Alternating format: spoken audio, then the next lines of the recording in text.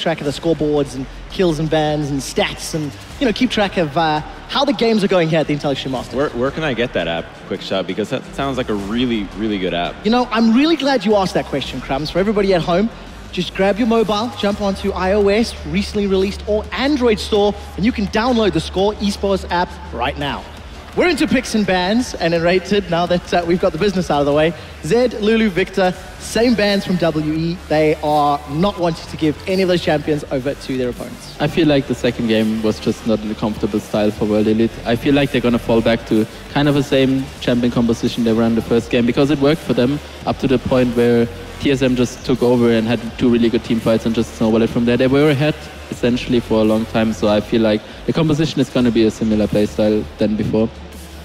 Finally, we see the Sivir first pick. I was hoping this, doing the preparation for this game, that the teams would prioritize this champion. And, you know, this now makes the Maokai a little less effective with TSM locks it in. Just because of the spell shield, you're not going to be able to twisted advance onto the Sivir. And the Morgana allows for the Maokai to be a little bit better. But if World Elite gets their hands on a Janna right here, the Maokai could have a really difficult time engaging. Well, Spirit is going to consider this Jarvan once more. Shia, looking at the Ahri. You touched on Maokai. Santora's going to be playing this Nidalee. I feel like Santora had a good early game in the previous matchup with invading the jungle, and he definitely made the engages in the later game work in his favor. It's going to be a lot more difficult against this mobility from Team WE. So we see a similar comp like in the first game. Ezreal, Janna, bot lane was before. Now it's Sivir, Janna, which is even safer than before. The Ahri pickup was really early. There was no LeBlanc in this game. They just blinded it. I think it's a really comfortable pick for them. They just defaulted back to it because they wanted to have something very good in mid for themselves. They're just something very, promising that just gives them the advantage in mid lane. Well, something that has garnered TSM an advantage in the past is that Lucian and Annie both securing wins for TSM. Lucian is locked in. Really strong lanes for the TSM, but what I want to see from World Elite here is a speed comp of Rengar. Rengar is really good against Annie because you can get the jump on her. Against a hard engage composition that is fragile, such as the one that TSM is running with the Annie and the Nidalee, if you get the jump on them first, you will win these fights because you force the Annie to use cooldowns on the wrong targets. But, you know, again with the Jarvan, but hopefully their team composition makes a little more sense with the Sivir, the speed up Hecarim, so they might be able to pull it through this game. And for TSM, last pick, we're probably going to see Alessandra again. Yeah, there's Alessandra, like we said before. I feel like the rundown comp is still there, even though they don't have a Rengar. I think that the Jarvan Hecarim combo with the Sivir speed up and the Ahri follow up in general just should work in their favor against the hard engage. Alessandra might negate some of it because she can just go in and just disengage as good as possible. Dyrus can soak up a lot of damage, but I feel like the Annie will not work the same way it did in game one. Well, a couple of seconds left before we jump into the game. Slightly different decisions. Crumbs, do you think TSM has the better comp here? I think they do, but they have to recognize how fragile and where their damage is coming from. If they get locked down, the Maokai, before you had a Rumble, so you had almost a 5-threat composition with the AP on the Annie, you no longer have that. Yeah, TSM going all in with this one with their eyes on the cup. Can they bring it home? We'll find out in a quick second. I prefer.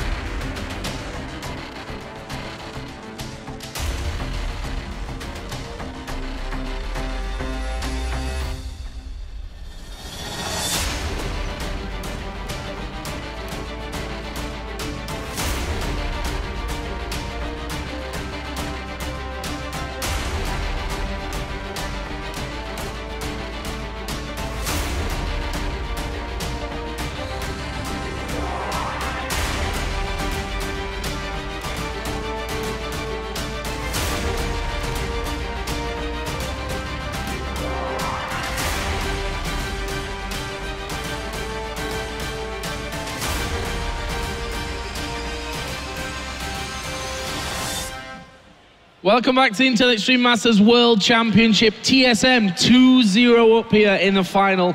Just one step away from having that TSM name etched into the Intel Extreme Masters trophy. But before we get to, you know, that later stage, possibly, got to talk about this game. We were talking, as we were watching picks and bans there, we don't think TSM has maybe hit their strengths here. I feel like it's a very risky composition they're running here, and by taking Nidalee early, even though you know World Elite likes to take Jarvan over the Nidalee, you didn't get the Janna, which I feel is very, very important against World Elite, because now look at their setup. It's perfect for them. Loads of engage here, a lot of mobility. You got disengage from the Janna, you got the pick potential off an Ahri, and from Team Solomid side, there's 0 peel, so they're gonna have to rely on being able to hard engage on World Elite as well. If it happens the same as in game 1 where they fall behind, they won't have that vision to get the engages.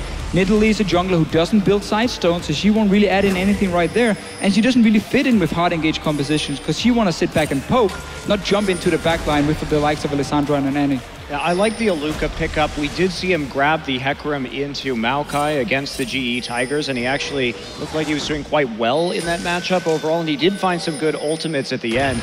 But I agree. I think that perhaps a Nami would have been a better support choice here. But, you know, with Lustboy's exceptional performance on that champion in game 1, I suppose it is kind of justified, but the speed that we're going to see from WE with all of the Sivir coming in is going to make it really difficult to pull the same kind of tricks. And it's going to be so tough because late game you're going to have a QSS, maybe a Mikhails from the Janna, you're going to have spell shield from the Sivir, and of course the ulti as well from a Janna to really avoid your backline dying.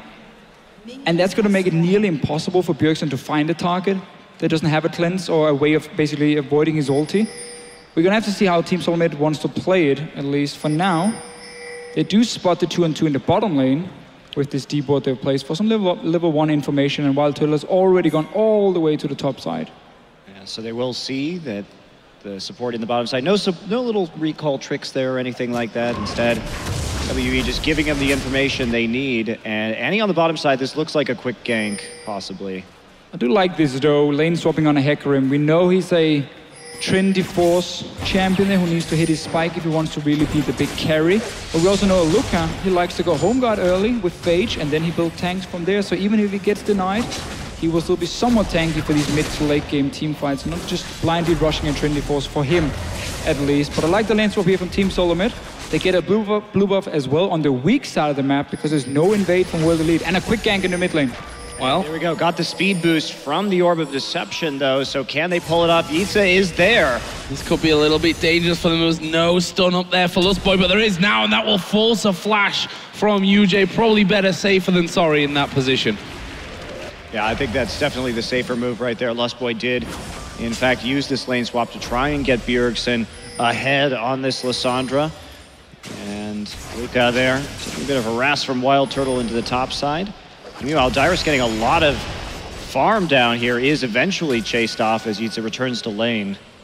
And up in the top lane here, the wave is pushing down towards the Luca on this Hecarim, but he's been forced back already. We're gonna have to see if Team Solomid wants to go and dive him early on this Hecarim. Normally it's gonna be 4 guys doing it though, and as Dyrus has already shown himself in the bottom lane, it makes it a little bit more risky. But you don't want him to freely come up here and pick up all this farm once it gets pushed in from Team Solomid. Spirit, as always, around the dragon. If he sees too many guys, you can see how Santorin is moving on the minimap. He's on the top side. If a Lucas shows himself, he might go in and try and simply force him away from the tower and the entire wave, because you just want to deny that gold from the Hecarim. Yeah, really ward into try and beyond, though, for Aluka, so he's going to have a lot of knowledge. Still going to get hit by that spear and pushed out. Wow, nice stuff here from Santorin. It's going to take Aluka low. Obviously, no finisher from that one. Wild Turtle did actually push down and try something as well, but now Dyrus has just TP'd into that bottom lane. He's managed to clear out the wave though, and even Mystic taking a turret shot there, so shouldn't be too much danger for him. And that was just perfect from Team Solomid here. They didn't have to try and risk it with the dive. They could just force Aluka away. He lost the entire wave, and Dyrus managed to get level 3 in the bottom lane. That makes it a lot harder to dive him. He has a Ruby Crystal, so he's safe to sit and farm in the lane. No risk of being killed by the likes of Spirit, while Aluka has already been set pretty far behind up here in this top side. So I really like the way Team Solomid played the lane swap early. Yeah, we do see Spirit hesitating in the base there for a moment, waiting to pick up some more items. And now, and only now, heading into lane. So he, you know, it's an interesting choice, him not trying to prioritize pushing Dyrus off at the bottom. One, Dyrus was able to TP and then instantly clear that wave without any kind of pressure. So... Lust Boy has actually been spotted. That could actually work out a little bit dangerous for them. Let's see if they try and go for Lust Boy. But look at this, Santorin's moving over as well. Spirit is still there ready and waiting. Thanks to that Raptor buff, they'll clear out the vision. Aluka gonna come back around. Spear actually did land onto him. He's baiting it. Simply baiting it. Notice how he's not running away instantly. Oh, he was spotted there, Spirit. Spear sent his way. So Team Solomid not falling for the trap here, not going for any dives on Aluka and then risking being counter-ganked by both Janna and Jarvan. Yeah, they will get some more damage down on the tower, however. And that's Lustboy getting knocked up a little bit. Some damage going down onto him. But dangerous here. Aluka comes around though. They managed to turn it on his head. Lustboy has even survived that one. And that will be first blood going over to Santorin. Very close though. And this play here from World Elite is coming way too late. If you want to defend your top tower, if you want to allow your Hecarim to farm, you got to move your support up there a lot earlier so he wasn't forced away just by Santorin showing earlier back in level 3, level 4. Meanwhile, Dyrus is now just being put in a one-on-one situation where he can pick up all the farm he needs. You saw how Team Solomid as well here allowed the entire wave to die on the tower before they killed it. So it's not even going to push down towards the Hecarim. This is a very tricky situation for World Elite now. And this little play, it was a smart enough trap, but it just came in way too late if they wanted to save the tower and give some farm to Aluka. And you can see that farm differential absolutely enormous right now between Aluka and Dyrus. They wanted to make that play, they couldn't get it done. And honestly, if you engage that late in that situation, Aluka in trouble. He's 2 levels down on Santorin right now. Yeah, I'm not sure. Oh, well, that's why he's fighting Spirit actually coming up the river there. Santorin now able to just pounce away to safety. And if we look at that delayed engagement, even if Lustboy had died to Aluka's Ignite, they're still going to respond with the turret anyway. Yep. Worst case scenario is or best case scenario is you trade 1 for 1 and then lose your tower. So at that point, you have to change the plan. You have to say, we're going to go ahead and hold on to the turret at that point. We're not going to try and all in a very risky situation. Or you send Spirit down to the bottom lane and you just fast push that tower, simply try and force Dyrus away, because you know that Team Solomid will get the top tower. You reacted way too late and simply get punished for it. Massive difference from the top laners now. Early tower, that means a BF sword also for Wild Turtle here. So he's looking to play very aggressive in the lane, especially once Lustboy gets a few levels under his belt. Obviously these 2 supports have been falling behind a little bit due to some roaming around, placing a few deep wards, and obviously the early gank in the mid lane from Lustboy as well. And they're setting up a trap here. Oh, there is the stun. It's going to go on to Mystic. They know that he used his spell shield a little bit earlier on. Actually, it was the Janna spell shield that he had on him. So Mystic taking half of his health bar down.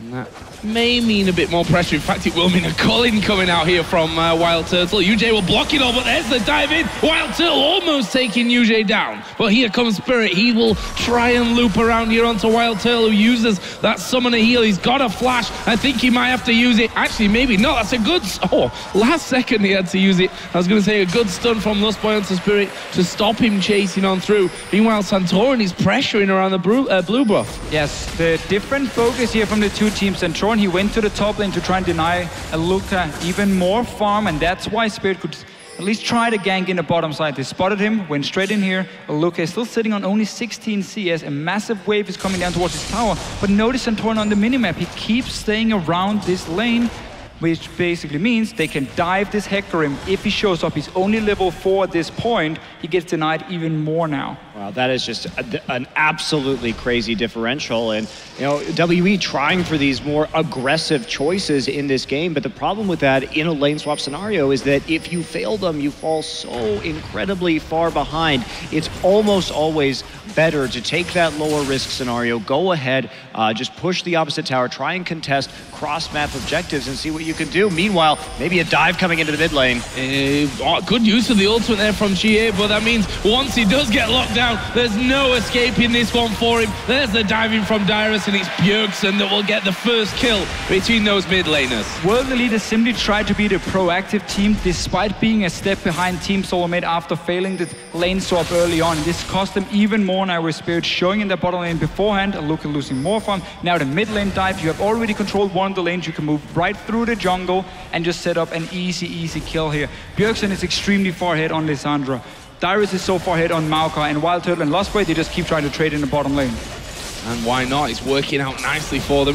Lostboy getting a little bit low there, but is he going to come in? Tibber's not quite available for him as TSM will take their second tower of the game, shutting down that middle outer turret. I would prefer if they didn't trade in the bottom lane here, because you're winning the 2 soul lanes so hard already, and this is the only even matchup at this point. There's no reason to risk dying to Mystic on this Sivir. Just honestly sit and farm, wait for the quick move to come around from your mid lane anyway, because you're just taking that tower. You know Santorin and Bjergsen is going to go back there, place a few deep wards, and just walk straight down behind World Elite in this bottom lane and force a 4-man push that's going to give you the tower anyway. Yeah, I totally agree with you there. I think that is a bit of an overreach, especially when they also have that nice freeze heading up into the top side.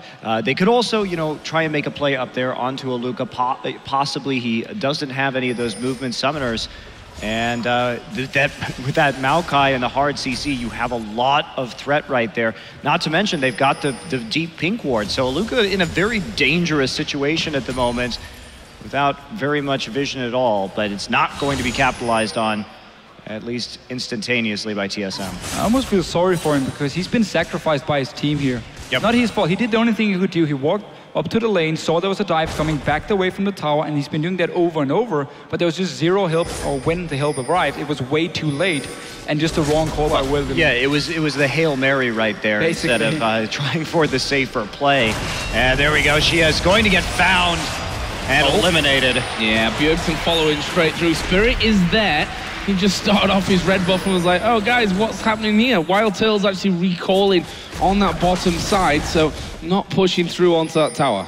Had every chance to get at least some turret damage down there after Mystic went to try and respond to this deep invade. Santorin and Lustboy setting up, trying to prey on Spirit. No vision in that brush, however. Well, now there is. Oh, Santorin's going to dive in there. It as well. They're getting everything away. And says, thank you very much, Spirit. I'll take that. We just talked about how Bjergsen and Santorin is going to return to the mid lane, push it out, and just walk into the jungle of World Elite. They do exactly that. They get another kill. They put pressure on the bottom lane, force them to back away. Might even get one on Spirit. Why not? Well, the spear, kind of easy to land when someone's recalling right on top of your ward, but credit nonetheless. Santorin here, 2-0-1.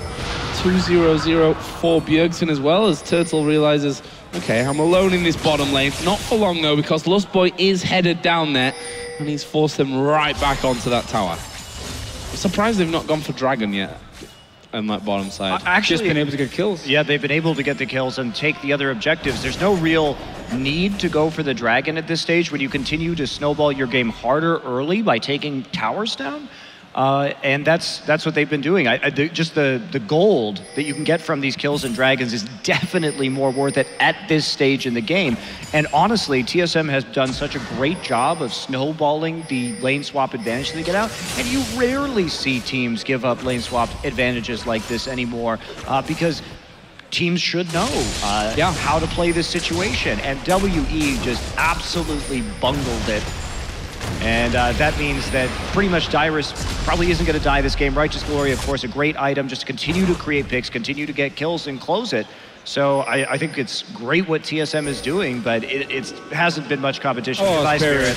And that's a face check, and that will be a flash over the top. Will he be finished off? He will. Lustboy uses Ignite to do that, and there is Aluka, and there is the speed up from Dyrus. Actually, I think he could have possibly just gone straight in for that one. Either way, UJ is going to be separated here on that bottom side. Mystic will actually ulti to try and force Wild Turtle away. Maybe get an escape with that as well. Wild Turtle is going to go and throw out the culling. Will it be enough damage? There is Bjergsen. They get that kill. UJ somehow did escape on that bottom side thanks to, I guess, the turret that he went straight underneath. The wave not pushing quite quick enough, but this is a tower and a kill for TSM again. We've all been there in solo queue. You're sitting in the bottom lane, your two side lanes, the solo lanes are losing, and now Bjergsen wants another kill.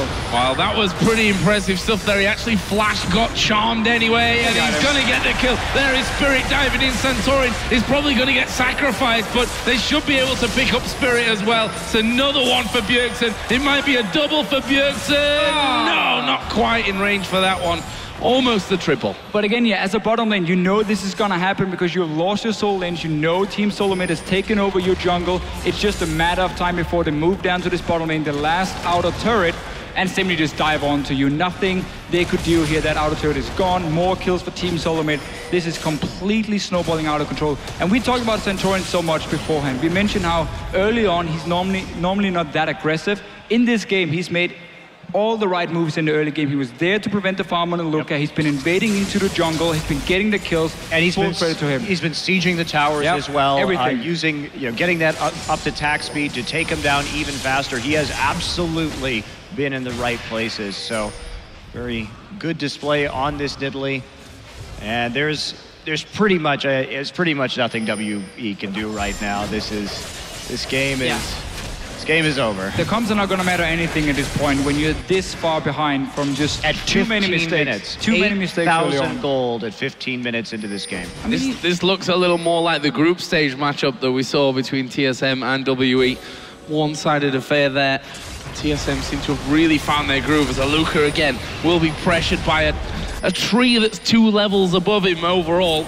Probably not the matchup that he's looking to ever come out on top of, albeit not with masses of damage there from Dyrus. See, the Bjergsen's just actually spotted someone there inside of the brush, and well, he spotted 3 without really knowing it. Uses his ultimate defensively. That's a good flash into Charm and a good shutdown. They may even get Lustboy here as well. That will be the second kill. It's Spirit that will be finished off though to make it 2 for 1. Here comes Dyrus from the side. UJ going to be slowed down completely. He should be chased by both Santorin and by Dyrus. We'll use a Monsoon, but that won't mean anything, and that is a 3 for 2 in favor of TSM again. They even turned that one around. Well, they're so far advanced. They also had TP advantage. It was a desperation play there by WE. They didn't also have the burst set up to immediately kill Bjergsen right there, so it's basically all they can do is the answer. They predicted that TSM would be trying to clear out some vision over that dragon and take it safely. Bjergsen walked up to it, used his sweeper, but couldn't see anybody inside the brush, and so did take a lot of damage right there, but TSM just gets more out of it in the end anyway, and without teleport, that does cause these problems to result, turning it back into a 4v4 nearly instantly. There's a red buff for Spirit.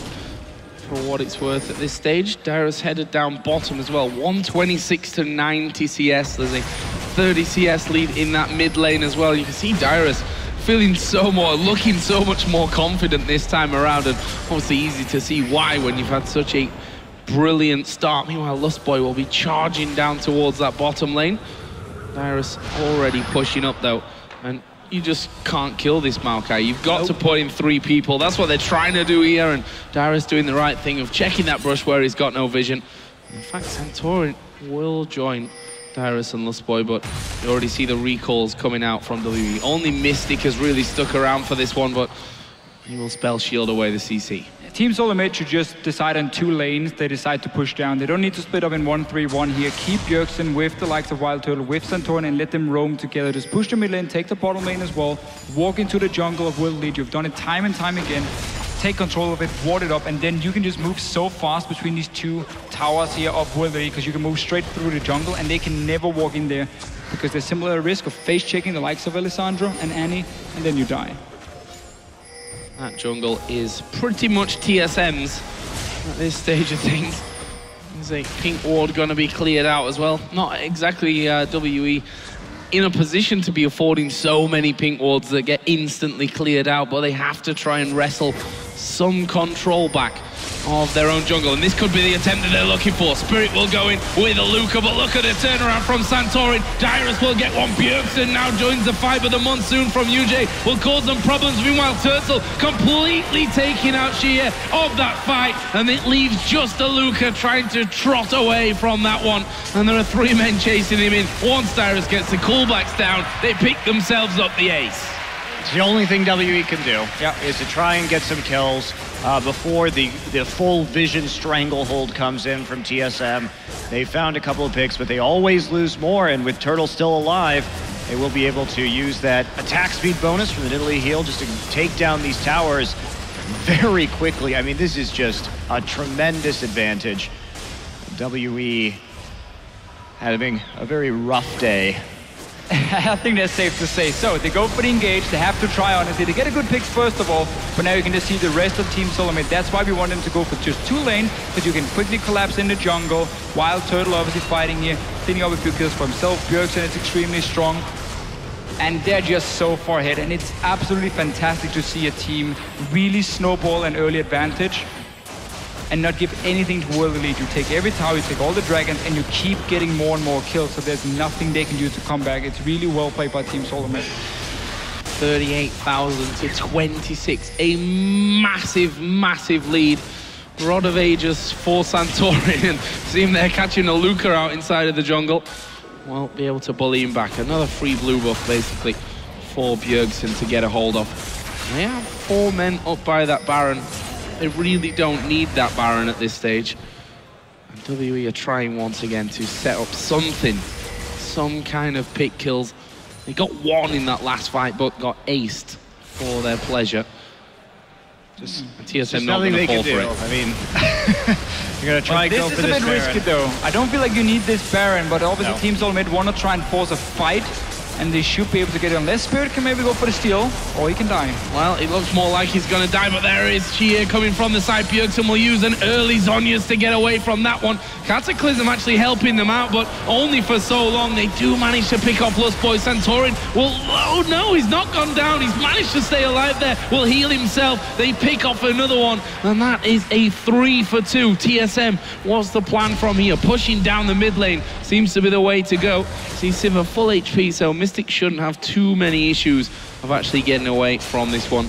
TSM not going to chase. And at the end, they actually can't take an objective off of that. You can just maintain the pressure. There's no need, really. Dyrus is just so tanky at this point with a Frozen Heart. He can actually just tank a turret in between waves, potentially, while they're sieging, and just get Wild Turtle the autos he needs. Because if they walk forward to try and auto Dyrus, they're going to get Lissandra ulted. They're going to get Annie ulted. They have the perfect scenario to siege these towers without the Baron.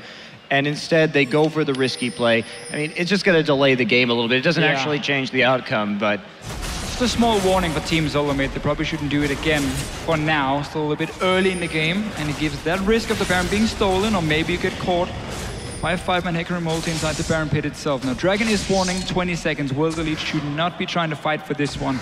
Go back to your own base here.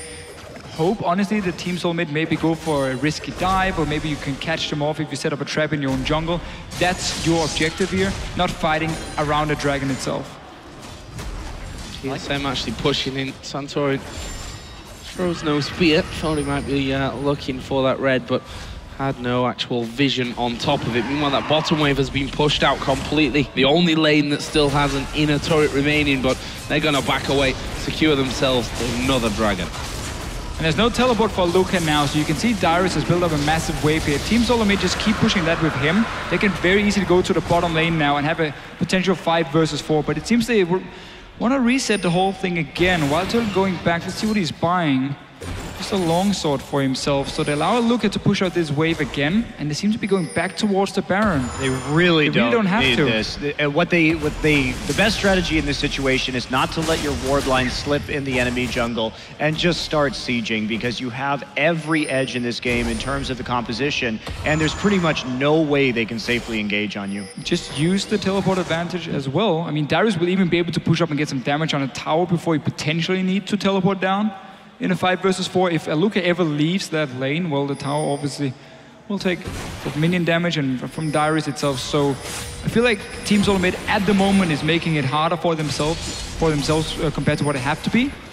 And they should just go 4-man together, let Dyrus split push, take the last outer turret. You got your Nidalee heal, even a Ghost Blade on Lucian that can be popped over. Luca could be pushed a little far up that lane, get him down to half. That means that they force them back, although there is no inner turret to be had in that top lane anyway. Dyrus may just finish off the last standing inner turret that World Elite have on the map, and then they're going to be confined to the base. But TSM, with that damage onto a Luca, have decided, okay, now is the safe time to back away, get ourselves a free dragon. Dyrus is still down bottom. Is he going to finish that tower? The minions will do the job for him. And look at that. Baron picked up in the nick of time. No real danger in that one. World Elite coming nowhere near them. In fact, they're in the mid lane trying to push that turret down.